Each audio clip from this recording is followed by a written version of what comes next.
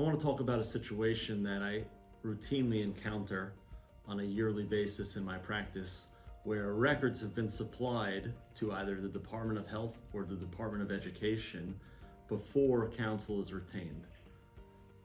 Your office staff, if you're a provider and you're watching this, your office staff and you should be aware that the letters that begin investigations for the Office of Professional Medical Conduct and the Office of Professional Discipline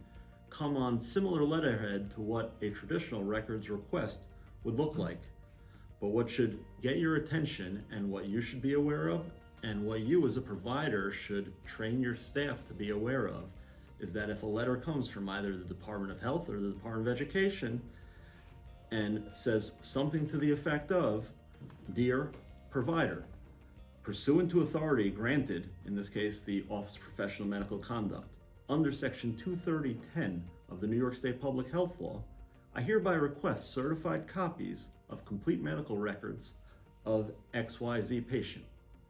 for all practices and all providers at your office." If you receive any such correspondence or your staff receives that correspondence, the first thing you should do is you should recognize that this is different than a traditional records request. This is from a licensing entity that has jurisdiction over your medical license,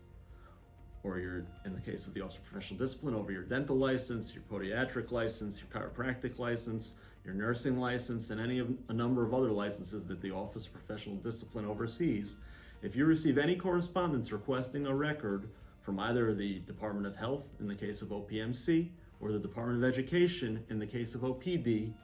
you should recognize that that's not a traditional records request. This is a licensing investigation that's been opened against your professional license, and you should seek counsel.